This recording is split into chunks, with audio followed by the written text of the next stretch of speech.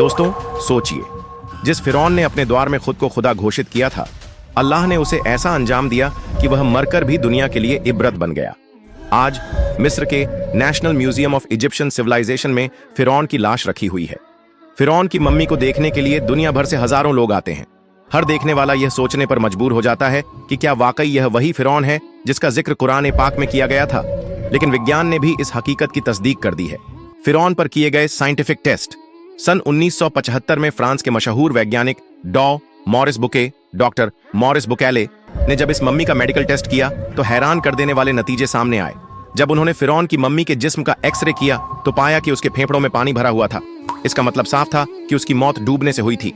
इसके अलावा उसके जिस्म पर समुद्री नमक की मोटी परत जमी हुई थी, जो यह साबित करता था कि वह समंदर में डूबा था।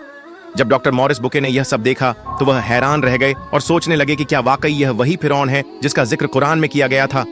उन्होंने फ्रांस में जाकर इस मम्मी पर और गहराई से रिसर्च की। वहां उन्होंने मिस्र के सबसे बड़े इतिहासकारों से पूछा और कुरान का अध्ययन किया।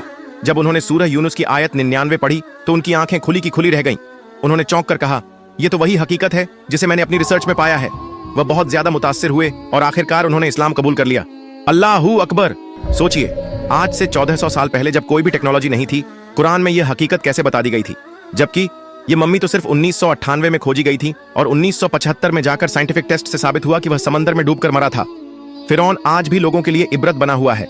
आज फिरौन की लाश मिस्र के म्यूजियम ऑफ सिविलाइजेशन में रखी हुई है। लाखों लोग उसे देखने आते हैं, लेकिन बहुत कम लोग जानते हैं कि यह वही फिरौन है जिसका जिक्र कुरान पाक में किया गया है। कितना अजीब है ना। जिस शख्स ने लोगों से कहा था मैं सबसे बड़ा रब हूं, ज़रेनिया अल्लाह ने उसी को मरने के बाद भी पूरी दुनिया के लिए इबरत बना दिया। सोचिए, एक इंसान जिसने खुद को खुदा कहा, जिसने कमजोरों पर जुल्म किए, जिसने अल्लाह के नबी हजरत मूसा अलैहिस्सलाम की मुखालफत की, आज वह खुद मिट चुका है, लेकिन उसकी लाश अल्लाह के हुक्म से आज भी पूरे दुनिया के लिए इबारत का निशान बनी हुई है। क्या यह कुरान की सच्चाई और अल्लाह की कुदरत का सबसे बड़ा सबूत नहीं? कितने बादशाह आए और चले गए, लेकिन फिरौन आज भी मौजूद है। इतिहास में हजारों बादशाह और ताकतवर लोग आए, लेकिन किसी की लाश आज तक महफूज नहीं रह सकी। लेकिन फिरौन की लाश आज भी लोगों के सामने रखी हुई है, पूरी दुनिया के लिए इबरत बनकर। आज भी मिस्र के National Museum of Egyptian Civilisation में फिरौन की लाश रखी हुई है। उसका जिस्म आज भी मसाले लगे हुए ताबूत में मौजूद है। उसके चेहरे के भाव अब भी साफ देखे जा सकते हैं। उसकी चमड़ी पर समुद्री नमक की मोटी तह आज भी देखी जा सकती है। साइंटिस्ट्स कहते हैं कि यह मम्मी सबसे ज्यादा महफूज रहने वाली मम्मियों में से एक है। क्या यह इत्तेफाक है? नहीं, यह अल्लाह की कुदरत है जिसने उसे इबरत के लिए जिंदा रखा।